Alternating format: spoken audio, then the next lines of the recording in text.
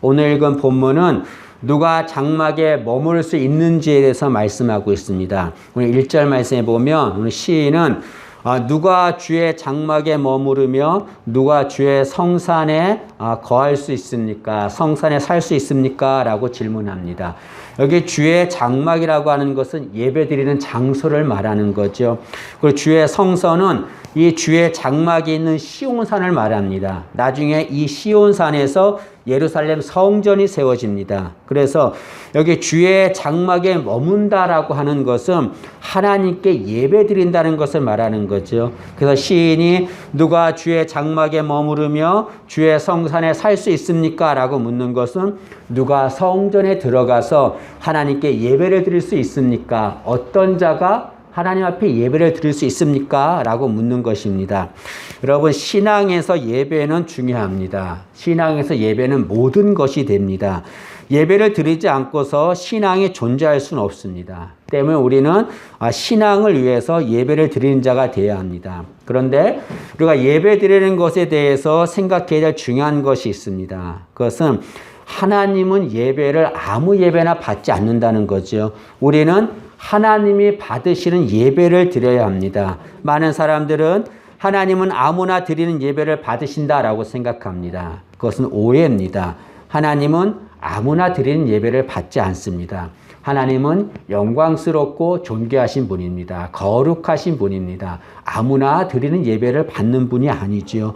그러면 하나님은 어떤 자가 드리는 예배를 받습니까? 오늘 2절부터 5절까지 그 해답을 알려줍니다. 오늘 본문은 어떤 자가 주의 장막에 머물며 하나님께 예배를 드릴 수 있는지, 그리고 하나님이 어떤 자의 예배를 받으시는지에 대해서 말씀합니다. 1절은 누가 주의 장막과 성산에 머물 수 있습니까? 라고 질문하고 2절부터는 그 질문에 대한 해답을 얘기해 줍니다. 첫째로 주의 장막에 머무를 자는 하나님과 바른 관계를 가진 자입니다. 오늘 2절 말씀해 보시죠. 2절 보시면 정직하게 행하며 공의를 실천하며 그의 마음에 진실을 말하며, 이 말씀은 하나님과의 바른 관계를 말씀합니다. 여기 정직하게 행한다라고 하는 것은 우리가 생각하는 마음이 바르고 곧다는 것을 말하지 않습니다. 여기서 말하는 정직이라고 하는 것은 완전하게 걷는다라는 말이죠. 이 말은 하나님과 동행한다는 것을 말합니다. 여러분, 내가 누군가 동행한다라고 하는 것은 그 사람과 바른 관계를 갖고 있다는 것을 말합니다. 마찬가지로 우리가 하나님과 동행한다라고 하는 것은 하나님과 바른 관계를 맺는다는 것을 원하는 거죠. 누가 하나님의 성산에 머물 수 있습니까? 주의 장막에 머무를 수 있습니까? 하나님과 바른 관계를 가진 자, 하나님과 동행하는 자가 주의 장막에 머물 수 있죠. 성경에 이렇게 정직하게 행한 자들이 많이 나옵니다. 그 중에 대표적 인물이 노아입니다. 창세기 6장 9절에 보면 노아는 의인이요 당대의 완전한 자라 그는 하나님과 동행하였으며 라고 말합니다. 여기 당대 완전한 자라고 하는 이 말이 오늘 본문에 나오는 정직하게 행하는 자와 같은 말입니다. 노아 당시는 타락한 세상이었습니다. 너무나 타락해서 하나님은 그들을 홍수로 심판하길 원했습니다. 그런데 노아는 그 타락한 세상에서 하나님과 바른 관계를 맺는 자인 거죠. 여러분, 하나님과 동행하는 자 되기를 원합니다. 그래서 하나님이 원하시는 예배자 되기를 진심으로 소망합니다. 또 오늘 보면 공의를 실천하는 자가 하나님과 바른 관계를 맺는 자다라고 말합니다. 여기 공의를 실천하라라고 하는 것은 하나님의 의를 실천하라는 것을 말하는 거죠. 우리는 우리가 있는 곳에서 하나님의 의를 실천하며 살아야 합니다. 우리 가정에 하나님의 의를 실천해야 돼요. 우리 직장에서도 그렇고 우리가 있는 공동체에서, 특히 교회에서 하나님의 의를 실천하며 살아야 합니다. 여러분, 많은 공동체가 분열되고 문제가 생깁니다. 왜 분열되고 문제가 생깁니까? 그 이유는 하나님의 의가 아니라 자신의 의를 실천하기 때문에 그렇지요. 자신의 의를 행하기 때문에 그렇습니다. 예수님 당시에 바리새인과 서기관들이 있었습니다. 사람들은 그들을 의로운 자라라고 칭찬했습니다. 그러나 주님께서는 반대로 말했습니다. 그 바리새인과 서기관들의 의로는 절대로 천국에 들어가지 못한다라고 말씀합니다.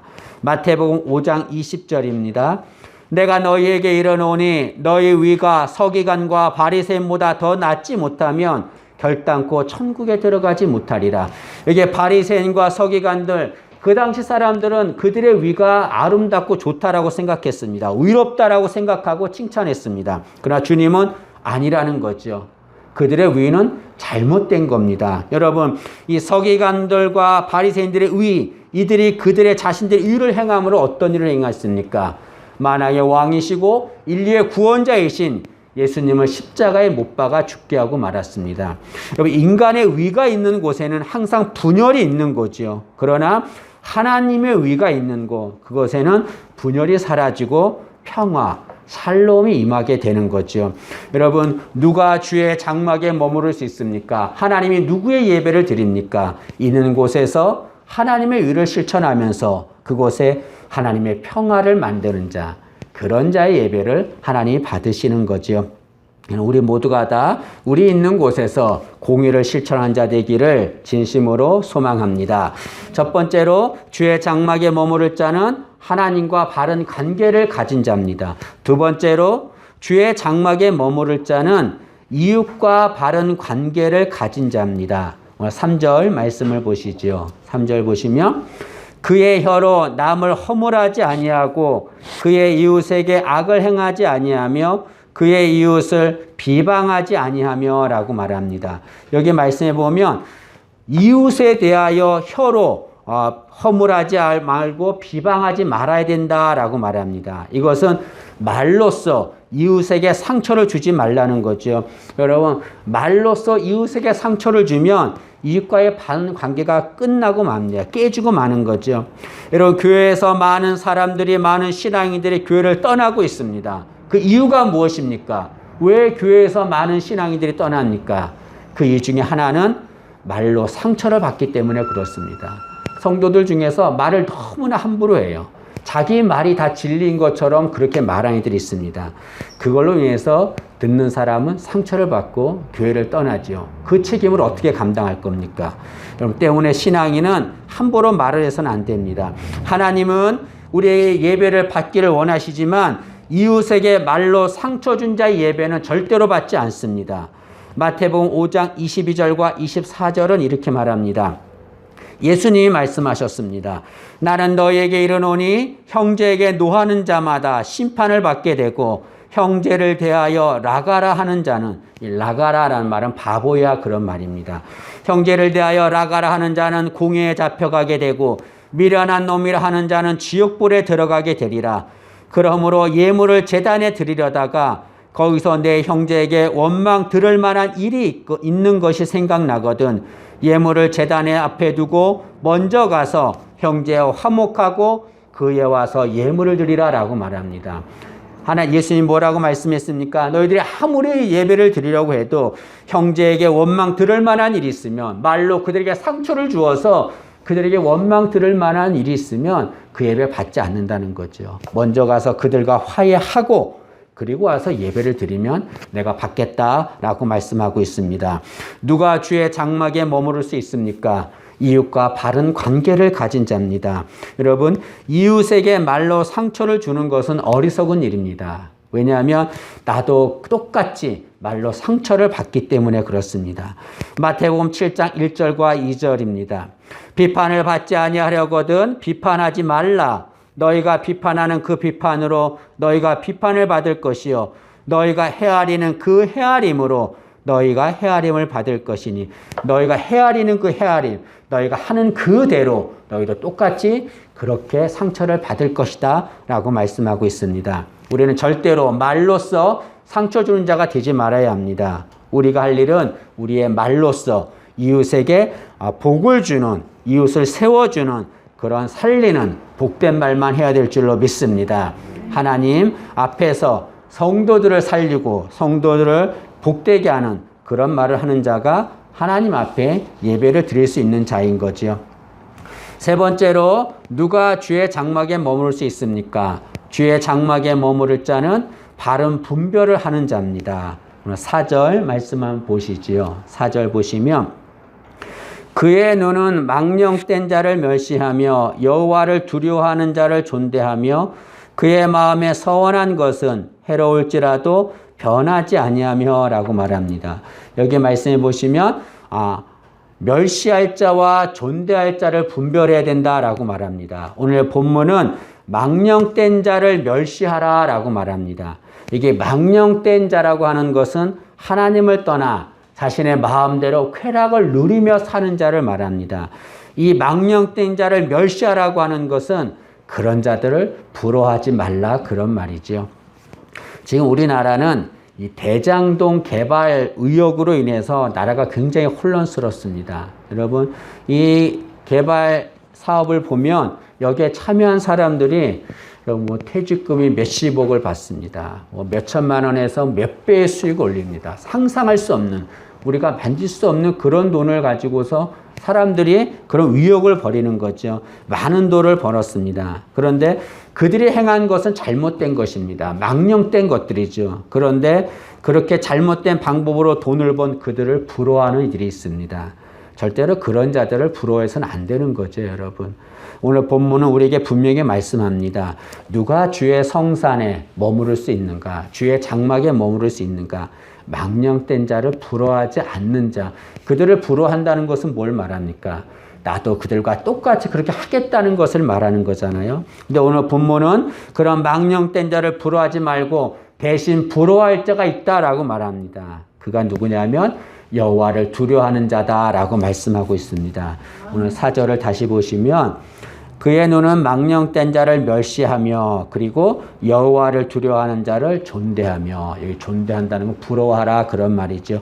절대로 망령된 자를 부러워할 필요가 없습니다. 우리가 부러워할 대상은 하나님을 두려워하는 자지요. 하나님을 두려워한다는 것은 뭘 말합니까? 하나님만 경외하고 그 하나님만 바라보는 자를 말하는 거죠. 여러분, 우리는 하나님을 경외하는 자를 부러워해야 합니다. 그리고 그가 하나님을 경외하는 것처럼 똑같이 우리가 노력해야 합니다. 그를 따라가려고 노력해야 되죠. 오로지 하나님만을 두려워하고 하나님만을 경외하는 자가 되어야 합니다. 하나님은 그런 자의 예배를 받으신다라고 말씀하고 있습니다. 또 오늘 4절에 보면 서원한 것은 지켜야 된다라고 말씀하고 있습니다. 여러분, 서원이란 뭘 말합니까? 하나님께 한 약속을 말하는 거죠. 서원을 지키라고 하는 것은 하나님께 한 약속을 지키라는 말이죠. 하나님께 한 약속은 반드시 지켜야 합니다. 손해를 보더라도 하나님께 서원한 것은 지켜야 되는 거죠. 왜냐하면 하나님은 우리에게 서원한 것, 우리에게 약속한 것을 지키신 분이기 때문에 그렇습니다. 우리는 죄로 말미암아 지옥에 갈 수밖에 없는 죄인이었지만 하나님은 우리를 구원하시겠다고 약속하셨고 이 땅에 메시아를 보내겠다고 약속하셨습니다. 하나님은 그 약속대로 이 땅에 메시아를 보내셨고 우리를 위하여 십자가에 죽게 하시고 우리를 구원의 길로 인도하셨습니다. 하나님께 약속한 것은 상황과 환경이 바뀌더라도 반드시 그 약속한 것을 지켜야 합니다. 때문에 우리는 하나님께 서원을 함부로 해서는 안 되는 거죠, 여러분. 분위기나 감정에 휩쓸려서 서원하는 이들이 있습니다. 그건 분별이 없는 겁니다. 바른 분별이 없는 거죠. 여러분, 그런 분위기나 감정에 휩쓸려서 함부로 서원해서는 안 되는 거죠. 그런 서원할 때는 충분히 기도한 다음에 바른 분별력을 가지고 서원해야 될 줄로 믿습니다. 이렇게 바르게 서원하는 자, 그 서원을 지키는 자, 그런 자가 하나님 앞에 예배드릴 수 있는 자다라고 말씀하고 있습니다. 또한 누가 주의 장막에 머무를 수 있습니까? 그거는 물질에 깨끗한 자가 주의 장막에 머무를 수 있다라고 말합니다. 5절 말씀을 보시죠. 5절 보시면 이자를 받으려고 돈을 꾸어주지 아니하며 뇌물을 받고 무죄한 자를 해하지 아니하는 자이니 이런 일을 행하는 자는 영원히 흔들리지 아니하리라. 여기 말씀해 보면 이자를 받으려고 돈을 빌려주지 말라라고 말합니다. 여기 이자는 고리대금을 말하는 겁니다. 이 당시에는 돈을 빌리는 사람들이 있었는데 그들이 돈을 빌리는 것은 생존이 걸린 상태에서 돈을 빌리는 겁니다. 정말 아무것도 없는 상태에서 죽을 것 같은 상황에서 돈을 빌리는 거죠. 이런 자들은 원금도 갚을 수 없는 어려운 자들입니다. 그런데 이런 자들에게 높은 이자를 받는 것, 그건 악한 행위입니다. 하나님은 그런 자의 예배를 절대로 받지 않습니다. 지금 생과 사의 갈림길에 있는 자들, 그런 자들에게 높은 이자를 받는 것은 잘못된 거죠. 여러분, 남에게 돈을 줄 때는 그냥 내 손에서 떠났다라고 하는 그런 마음으로 줘야 합니다. 돈 때문에 교회에서 상처받고 그러는 거죠. 절대로 교회에서는 돈 거래 절대로 해서는 안 됩니다. 절대로 돈 거래하지 않기를 바랍니다. 오늘 말씀해 보면 하나님은 장막에 머무를 자를 아무나 장막에 머무르지 않는다라고 말합니다. 장막에 머무를 자가 있다라고 말합니다. 그런데 오늘 주의 장막에 머무르기 위해서는 하나님과 이웃과 바른 관계를 가져야 하고 바른 분별을 해야 하고 물질에 깨끗한 자가 되어야 된다라고 말씀드렸습니다. 이 말씀을 종합하면 어떤 말이 됩니까? 이것은 곧 우리의 신앙과 삶이 일치되어야 된다는 것을 말하는 거죠, 여러분. 예배와 삶이 일치가 되어야 합니다. 예배 따로, 삶 따로 되어서는 안 되는 거죠. 여러분, 신앙생활은 열심히 합니다. 그러나 삶이 엉망인 자들이 있습니다. 그것은 바른 신앙인의 모습이 아닙니다. 열심히 예배를 드리지만 삶이 엉망인 자들, 하나님은 그런 자의 예배를 받지 않는 거지요. 삶이 곧 우리의 신앙이 되어야 하고 신앙이 곧 우리의 삶이 되어야 합니다. 아까도 얘기했듯이 예수님 당시에 바리새인과 서기관들이 있었습니다. 그들은 사람들에게 많은 칭찬을 받은 자였습니다. 사람들은 신앙생활은 저들처럼 해야 된다라고 말했습니다. 바리새인과 서기관들은 일주일에 몇 번씩 금식을 했고 열심히 다 헌금을 했고 11조를 했습니다. 하나님 앞에 나와 기도도 열심히 했습니다. 사람들은 그들을 칭찬했습니다. 그러나 주님께서는 그들을 책망하셨습니다. 이 독사의 새끼들아, 이 회칠한 무덤과 같은 자들아 라고 하면서 주님께서 그들에게 신랄하게 그들을 책망하셨습니다. 왜 그렇습니까? 그들은 사람 보기에는 좋은 신앙인이었습니다. 겉으로 보기에는. 그러나 그들의 삶은 위선적이었습니다. 주님께서는 그런 자들을 책망하신 거죠. 우리는 이런 삶과 신앙이 일치가 돼야 됩니다. 예배와 삶이 일치가 돼야 되는 거죠.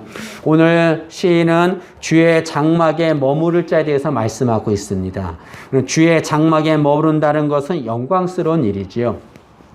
지금 대통령 내년에 3월 9일에 대통령 선거가 있는데 지금 대통령이 되겠다고 청와대 들어가겠다고 막 열심히 하잖아요.